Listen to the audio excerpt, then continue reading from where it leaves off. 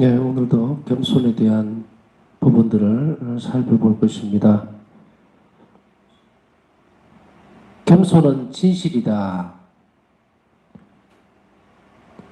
겸손 자체는 그 특성이 진실이어야 합니다. 진실되지 못한 것은 겸손이 아니죠. 가식이라 그러죠. 그렇기 때문에 겸손은 진실인데 겸손은 하느님과의 관계에서 나타납니다. 사람 사이 관계에서도 나타날 수 있겠지만 우선적으로는 겸손은 하느님과의 관계에서 나타나는데 인간하고 인간 사이는 항상 보면 동등하게 하려고 하는 경향이 강합니다. 밑으로 보거나 아니면은 나하고 똑같이 보거나 혹은 나보다 더 높게 보거나 이런 식으로 되어 있어요. 그렇기 때문에 인간하고 인간의 관계에 있어서 겸손은 사실은 하느님을 배제하고서는 드러날 수가 없습니다. 그래서 겸손은 하나님과의 관계에서 나타납니다. 왜냐하면 겸손의 특성상 겸손은 자기 비천함이고 그리고 자기 자신을 잘 알게 되고 또 자신이 하느님 없이는 죽을 수밖에 없고 먼지로 갈 수밖에 없는 아주 하찮은 그러한 삶이라는 것을 아는 거기에서 출발이 되어집니다. 그렇기 때문에 하느님에 빗대어서 하느님을 이제 거울로 치면 하느님을 존재시키고 난 뒤에 그 다음에 보고 나야 겸손이라는 것이 나오기 때문에 특성이 하느님을 배제한 상태에서 사람하고 사람 사이에 이렇게 놓고 놓으면요 겸손의 특성이라는 것 자체가 뿌리가 없어요. 그렇기 때문에 겸손은 하나님과의 관계에서 나타나는데 다시 얘기하면 첫 번째로 인간의 본질이나 활동이 하나님께 의지하고 있다는 사실에 대한 인식입니다. 우리의 본질이라든지 혹은 내가 하고 있는 활동이 하나님께 의지하고 있다는 사실에 대해서 인식하는 거예요. 겸손이라고 하는 것을 넓게 펼쳐놓고 보면 결국은 이렇게 규정되어질 수도 있습니다. 본질적인 것은 아니라 하더라도 하느님이 배제된 상태에서는 아무것도 일어나지 않는 거예요. 이루어질 수도 없고. 그렇기 때문에 독단적으로 할 수 있다면 겸손은 인간의 본질에 대해서 또 혹은 활동이 하느님께서 하느님께 의지하고 있다는 말은 하느님과는 그 관계가 없으면 하느님을 배제하고 나서는 아무것도 안 된다는 그런 것이 없으면 이 겸손 자체가 자랄 수가 없고 또 생기지도 않는다는 이야기죠. 그래서 인간의 본질을 알 수 있게 되고 또 활동이 하느님께 의지하고 있다는 사실에 대한 인식에서 출발하는 그러니까 나는 하느님 없이는 아무것도 아니야. 하느님께서 창조되었으니까 하느님께서 나를 왜 창조하셨는지 그 본질에 대한 그리고 인간이 뭔가 나는 누군가 그것에 대한 것들 그것은 결국 하나님 안에서 찾아내지 않으면 우리는 우리 스스로를 몰라요. 우리 스스로에 대해서 비춰주는 것이 빛이 없으면 알 수가 없죠. 그렇기 때문에 이기에 대한 인식을 해야 합니다. 내가 활동하는 것, 내가 먹고 사고 살고 생각하고 삶이라는 걸로 한마디 말로 표현하면 그 삶 자체가 하나님께 의지하고 있다는 그 사실을 깊이 인식하는 거예요. 그 다음 두 번째로는 무한한 존재이신 하나님과 존재할 필요가 없는 유한한 존재의 피조물 사이의 깊은 존재의 차이에 대한 인식에서 나타난다. 이렇게 겸손은 하느님하고 나하고 우리는 유한한 존재예요. 죽을 수밖에 없죠. 먼지로 돌아가야 돼요. 그리고 무한한 존재이신 하느님에 대한 것 이걸 아주 쉽게 표현하면 그래요.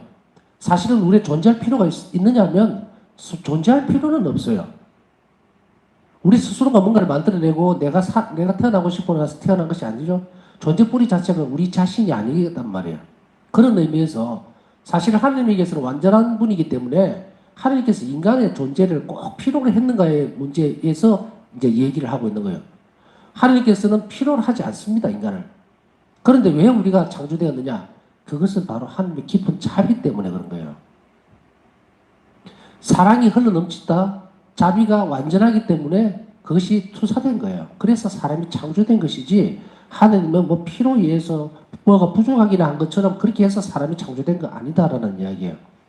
그렇기 때문에 바로 이렇게 유한한 존재, 생명이 한계가 있죠. 우리는 그래서 유한하죠. 유한한 존재와 그 다음에 하느님과의 깊은 차이점, 영원하신 분과 유한한 존재인 그 깊은 차이점을 인식하는 데서 나타납니다. 자, 이렇게 보면 우리가 겸손할 수밖에 없어요. 하느님을 생각한다면, 하느님 존재를 인식한다면, 그러면 우리가 활동하고 또 존재하고 본질적인 어떤 부분들을 들여다본다면 우리 활동이 하느님이 없으면 아무 가치가 없죠. 그렇기 때문에 바로 이러한 것에 대한 인식에서 겸손은 드러난다는 거예요. 그래서 그런 의미에서 겸손은 하느님과의 관계에서 나타납니다. 출발점이 그거란 이야기죠. 그래서 앞에 설명했듯이 사람하고 사람 사이에서는 하느님을 배제하고 나면 겸손이 드러나질 않아요. 뭐가 겸손인지 모르니까. 서로 비슷하잖아요. 같은 인간이기 때문에. 그렇기 때문에 아까 얘기했듯이 뭐 많이 가졌으니까 권력이 있으니까 그걸 가지고서 막 지배를 하려고 그러고 또 혹은 같이 비슷하게 하거나 아니면 아주 높으니까 막 비굴하게 하려고 하는 그런 태도로 나타나기 때문에 이거는 인간 사이에서의 관계는 겸손도 물론 인간 사이에서의 관계가 맞아요. 그런데 그것의 출발은 바로 하나님과 인간의 관계에서 이 겸손이 정립되어져야만 인간 사이에서의 관계도 정립되어진다는 거예요. 그 다음 겸손은 자연적인 인간의 삶이 헤아릴 수 없이 고귀한 초자연적 특성들을 가질 수 있는 것은 모두 하나님 덕분이라는 사실을 고백하는 것이기도 합니다. 자연적인 인간의 삶이 고귀한 초자연적인 특성을 하나님께서 주시는 이 특성을 가질 수 있는 것은 모두 다 하나님께서 주신 것이다 라고 하는 그러한 태도, 그것을 고백하는 것이기도 합니다. 그래서 우리가 겸손한 태도를 가진다, 또 겸손의 특성이 있다 이렇게 표현하면 그 사람은 바로 하나님과의 관계에서 이 부분들을 인식하고 있다 이렇게 얘기를 할 수가 있다는 얘기예요. 바울사 성령은 자신에게 있는 좋은 것은 모두 하나님에게로부터 온 것이며 그 선물들에 대해 하나님께 감사드려야 한다는 것을 알았습니다. 이 의미예요. 우리가 삶이 하루 속에서 고귀한 것들을 가질 수 있는 것, 초자연적 특성들. 이제 바울사 성령에게 있어서는 모든 것이라는 표현을 써요. 모든 선한 것은, 좋은 것은 하나님에게서 온 것이다 라고 하는 것을 알고 감사드려야 한다. 이런 진리를 여러 번 표현을 일기에서 하고 있습니다. 바울사 성령은 우리가 겸손을 하려고 하면요. 자, 우리가 하나님께 감사드려야 됩니다. 찬미드려야 됩니다. 막 얘기를 해도요. 그걸 받아들이지 못하는 사람들은 어떤 것을 이렇게 살펴보느냐면 하나님께서 내가 하나님께 감사드려야 될 내용이 뭐지? 여기서 출발해요. 그러면 안 돼요. 좀 더 내면적인 측면에서부터 출발해야 돼. 바닥에서부터 출발해야 되는데 바닥에서 출발하는 그 출발점은 아까 얘기했듯이 하나님과 나와의 관계, 죽을 수밖에 없는 존재인 내가 하나님 사랑을 받고 있다는 여기 인식에서부터 출발해야 된다. 그게 겸손이에요. 하나님 앞에서 무한히 작고 미천한 존재인 자기 자신의 본질과 특성을 알아야만 그때부터 겸손의 덕이 실행된다. 혹은 성장시키는 배경이 그 바탕이 만들어진다고 얘기를 하면 이제 여기서 조금 더 나아가서 바울사 성령은 이 겸손의 특성을 쌓아갈 때에 이제 어떤 것으로 우리 내면적으로 들어오느냐면 내 안에서 일어나고 있는 또 나와 사람 사이에 세상 사이에서 관계에서 일어나는 모든 선한 것들은 전부 하나님의 선물이라는 사실을 알고 그것에 감사드리는 태도로 옮겨갑니다. 이것은 뭐예요? 하나님께 전적으로 의지하는 거죠. 우리는 선을 만들 수가 없어요. 그렇기 때문에 우리가 하나님께 감사드리십시오. 찬미드려야 됩니다. 모든 것은 하나님께서 온 것입니다. 라고 하는 이 인식을 가지지 않으면 우리는 하나님께 절대 감사드릴 수가 없어요. 물론 감사드리는 사람도 많죠. 우리 감사기도도 하고 합니다. 그런데 그것은 어디에 대한 감사입니까? 사실 미사경문에서 보면 감사성을 보면 하나님께서 인간에게 먼저 베풀어 주신 것에 대해서 감사를 드리는 거예요. 그런데 우리는 이 감사드린다는 말을 쓸 때 어떻게 합니까? 1대1로 딱 마주쳐요. 그래서 오늘 하루 감사드릴 일이 있는 거 여러분 한번 지금 생각을 해보세요. 오늘 하루 감사드릴 일이 뭐가 있었는가? 그랬을 때 우리는 내 자신에게서 지금 현상적으로 드러나는 부분만을 살펴보죠. 오늘 뭐 뜻하지 않게 돈이 생겼다든지 뭐 정말 내가 기대했던 것이 이루어졌다든지 아니면 뭐 자녀들이 좋은 자리에 취직을 했다든지 뭐 이런 게 하면 감사드리죠. 툭 튀어 올라와 있으니까. 그런데 그걸 배제하고 나면은 내 삶 자체가 감사드릴 수 있는 삶 자체가 감사드릴 수 있는 것이냐면 그렇지 못하죠. 우리는 핀셋으로 뽑아내듯이 내 삶이라고 하는 것을 100이라고 보면 그 중에 1번, 2번 그 정도 올라오는 것만 감사드리지 100이라는 숫자 전체 내가 오늘 하루 눈을 뜨고 살았던 그 자체가 감사한가? 그렇게 느끼는 경우는 거의 없죠. 그러나 바울사성녀는 우리를 그렇게 하라고 이겁니다.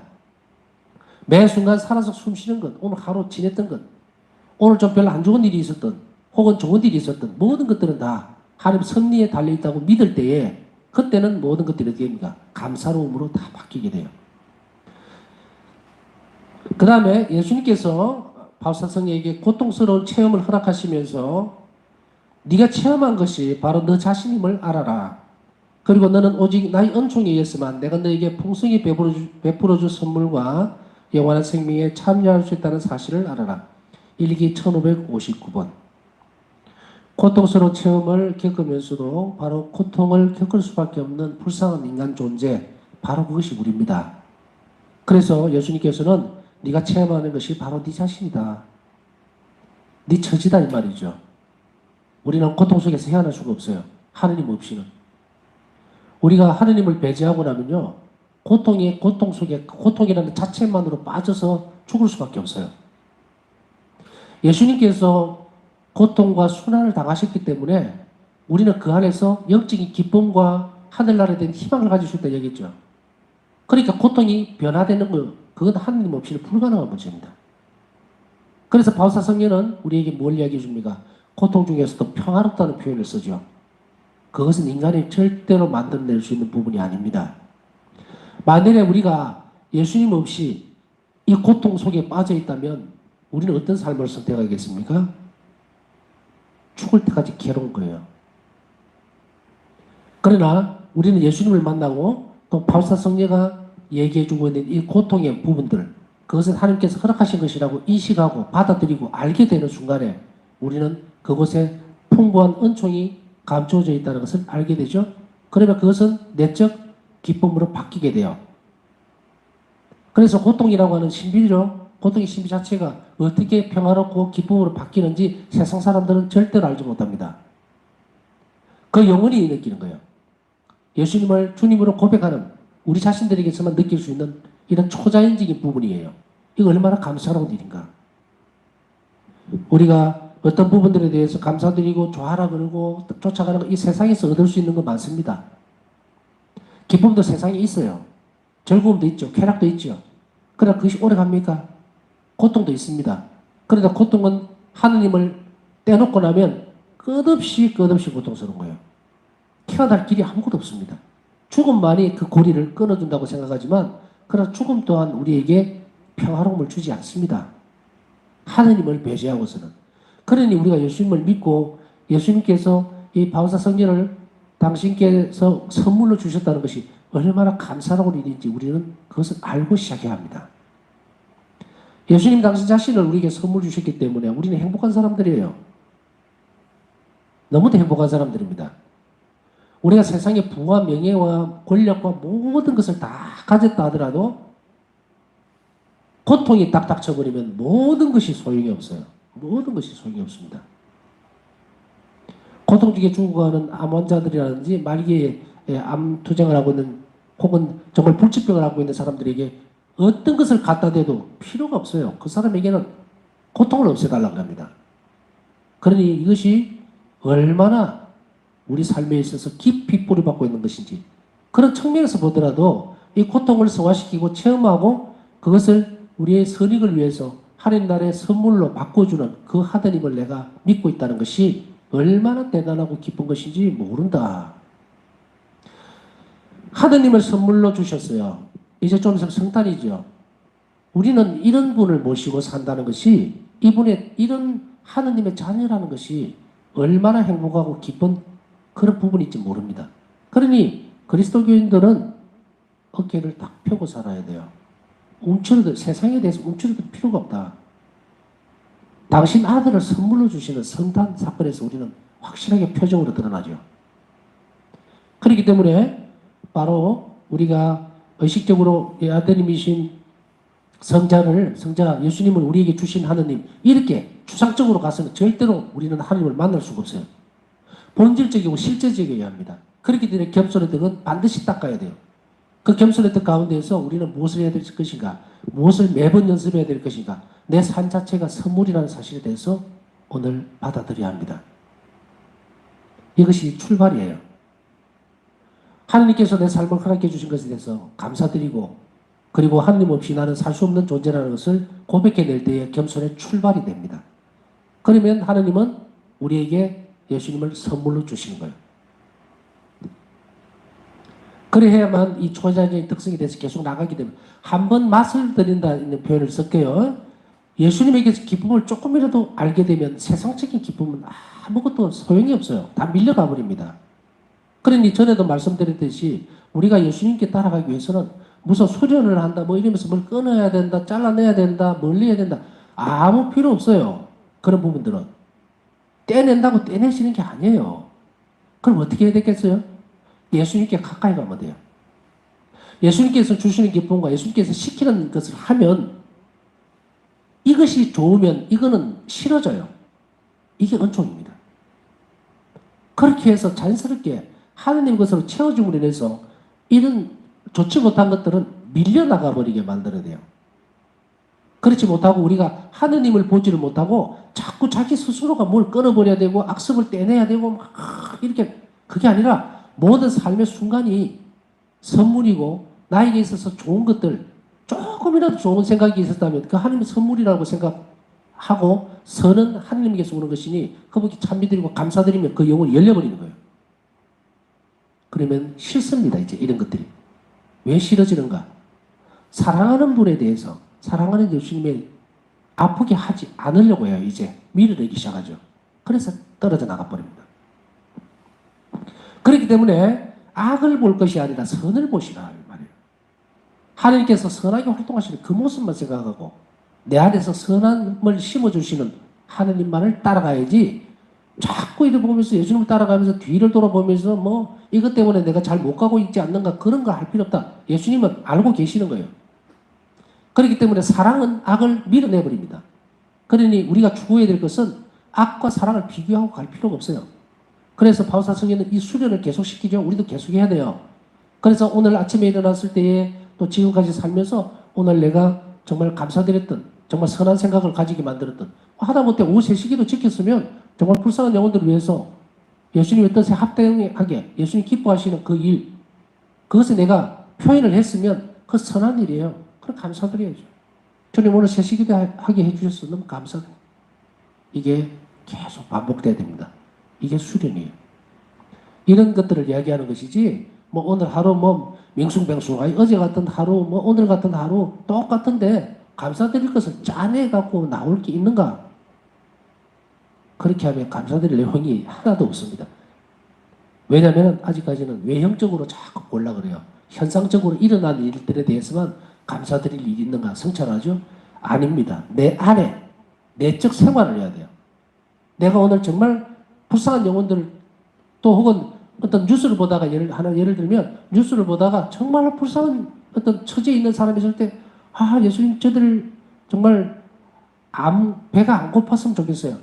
전쟁에서 저렇게 준비 없이 떠나지 않았으면 좋겠습니다. 그렇게 일어났을 때 잠깐 묵상하고 짧은 기도라도 하면 그 선한 마음이 어디에서 왔을까? 예수님이 나에게 준 거예요. 하나님이. 그런 순간들을 감사드리기 시작해야 돼요. 그런 순간들. 그래서 하나님께 감사드려야 한다는 것을 여러 번 강조를 하고 있습니다. 모든 좋은 것은 하나님께로부터 온 것이다. 그 다음에 고통스러운 체험을 허락하신다는 이 말도 마찬가지입니다. 내가 너에게 풍성히 베풀어줄 선물과 영원한 생명에 참여할 수 있다는 사실을 알아. 나의 은총에 의했으면, 예수님의 은총이 아니면 우리 고통, 이거 절대로 순화 안 됩니다. 절대 순화 안 돼요. 우리는 어떻게 해야 되는가? 내 고통을 주님께 내드림으로 인해서 그 고통을 하나님께서 받아들이시고 은총으로 이것을 변화시켜 줄 때, 이때에만 이것이 참으로 내 구원을 위해서 쓰여지게 됩니다. 그렇기 때문에 이것을 선물이라고 얘기했죠. 고통 자체가 선물이 아닙니다. 예수님께서 은총을 베풀어 주실 때에 선물이 되는 거예요. 그렇기 때문에 고통은 죄의 결과로도 나옵니다. 고통은 죄의 결과예요. 예수님이 주신 거 아니에요. 하나님이 고통을 만들어낸 거 아니잖아요. 그렇기 때문에 우리는 이 세상에서 이 고통을 하나님께는 꼭 가져가야 합니다. 그래야만 이게 본질적으로 바뀌어요. 내 선익을 위해서, 내 구원을 위해서 주님께서 은총으로 그것을 바꾸어서 나에게 사용할 수 있도록 해준다. 그래서 내가 오늘 당하는 고통이 있다면 주님의 순환을 묵상하고 결합시켜버리면 은총이 그 안으로 들어오죠. 그러면은 무엇 됩니까? 내 구원의 선익이 되는 거예요. 선물이 된다 이 말이에요. 그것을 잘 알아들어야 합니다. 이 가르침이 있은 뒤에 파우스타 성녀는 주목을 했습니다. 어느 대목에 주목을 했냐면 예수님의 이 말씀으로 인해 나는 나 자신에 대해 참되이 알게 되었다. 예수님께서는 깊은 겸손을 가져야 하며 동시에 하나님께 완전히 의탁해야 한다는 것을 나에게 가르쳐 주셨다. 이렇게 1559번.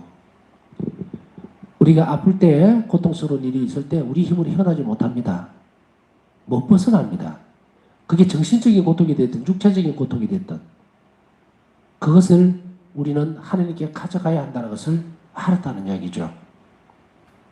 그렇게 이 고통스러운 부분이 생길 때마다 우리는 우리의 허약함이나 나약함이 얼마나 참 보잘것없는 것인지, 하나님 앞에 섰을 때 우리가 인간이라는 존재가 얼마나 별 볼일 없는지 그것을 알게 될 때 자신을 알게 된다 이 말이에요. 나 자신을 참되게 알게 된다는 이야기죠.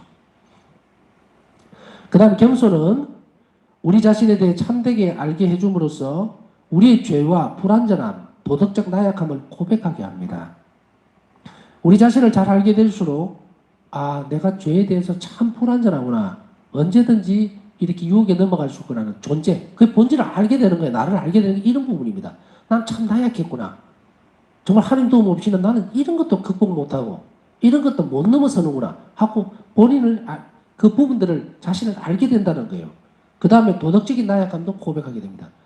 내가 늘 이렇게 도덕적으로 사람들에게 선익이 되는 부분을 하지 못하는 부분들, 그런 것들도 알아내고 주님 앞에 고백하게 만든다는 이야기입니다. 그러나 겸손은 인간에게 괴멸적이고 독립적인 사고를 할 권리를 박탈해버리는 노예 같은 태도는 결코 아닙니다. 그렇기 때문에 이거는 비굴함과는 다른 거예요. 그냥 인간이 이렇게 나는 나로서 자유롭고 독립적으로 생각을 하고 그 다음에 판단해서 이웃에게 어떤 것을 해내는 그러한 것을 박탈시켜버리는 노예가 아닙니다. 하나님의 섭리라고 하는 그 자유의지 다음에 설명할 기회가 있으면 이야기를 하겠지만 하나님께서는 우리에게 어떤 때는 뭔가를 너무 많이 주시는 것 같아요. 때때로 우리는 이런 그 경우에 부딪힐 때가 있죠. 정말로 나는 이 부분을 너무도 힘들어하고 고쳐나가지를 못하겠는데 예수님이 막 이렇게 밀어줬으면 좋겠다 싶을 때가 있을 거예요. 그래도 안 하거든요. 절대로 하나님 손을 안 대요. 왜 그럴까? 참된 자유는 스스로 움직일 때까지 절대로 건드리지를 않아요. 우리가 답답할 정도라고 인간적으로는 너무도 답답하고 가까운 지경에 이르러도 하나님께서는 인간을 그만큼 사랑하시는 거예요. 그만큼 사랑하시기 때문에 우리가 판단하고 움직일 때까지는 절대로 하나님은 손을 대지를 않습니다. 대신에 방향은 가르쳐 주죠. 성녀들, 파우스타 성인을 통해서 우리에게 이 성인을 선물로 주시면서 우리는 성인의 모범을 보도록 하는 이유가 이겁니다. 왜냐하면 예수님께서 직접 한 명 한 명에게 가르치고 있게 하면 인간의 자유의지가 박탈될 가능성이 많습니다. 위협적일 수가 있어요. 위협적이라는 말은 좀 그런가요? 하여간에 뭔가 무언의 압박을 받아서 어쩔 수 없이 따라가는 그런 성향이 될 수도 있다는 이 말이에요. 그런데 예수님께 가는 길에서, 아버지께 가는 길에서 파우스타 성녀를 딱 놓고 성인들을 딱 놓고 났을 때는 우리는 그런 것이 없어져요. 일단. 그래서 우리가 스스로 자유롭게 판단하고 받아들일 수 있도록 훨씬 더 넓은 부분들을 우리에게 제시를 해주기 때문에 우리가 얼마나 하나님께 감사를 드려야 하는지 모른다는 이야기입니다. 어떤 털끝만한 것이라도 우리 자유의지를 건드리지 않고 우리 스스로 판단하고 우리가 자유롭게 살기를 바라시기 때문에 겸손은 그런 비겁함이라든지 비굴함이 아니라는 겁니다. 겸손은 우리가 자신을 실제적이고 객관적으로 평가하도록 하며 선과 악을 구별하도록 하는 진실, 바로 그것이기 때문입니다. 겸손은 아까 얘기했듯이 비굴함도 아니요, 또 자기 자신을 깎아내리는 것도 아니고, 또 독립적으로 내 스스로 생각해야 되는 어떤 사고방식을 뜯어고치는 것도 아닙니다. 우리가 이런 겸손은 우리 자신을 정말로 객관적으로 볼 수 있게 합니다. 아, 내가 이렇게 나약한 사람이었구나. 내가 하나님 없이는 내 스스로 정말로 보잘것없구나. 그것을 알므로 인해서 그리고 선과 악을 구별하도록 하는 진실들, 그것이 바로 겸손입니다. 자, 바울사서 1기 대목을 읽어드릴 테니까 이 부분에 대해서 좀 더 소상하게 알 수가 있을 것입니다. 나는 누구 앞에서도 굽실거리지 않는다. 나는 아첨 따위는 참을 수 없다. 겸손은 오직 진실이기 때문이다. 진실입니다. 겸손은. 그렇기 때문에 아첨이라든지 뭐 굽신거린다든지 넌 눈치를 본다든지 뭐 악인데도 불구하고 그게 동조를 한다든지 이거는 아니다는 거예요. 참된 겸손에는 굽실거림이 없다. 나는 나 자신을 수녀원 전체에서 가장 낮은 자로 간주하고 있지만 그럼에도 그리스도의 정배로서의 품위를 누린다. 우리는 하나님의 자녀입니다.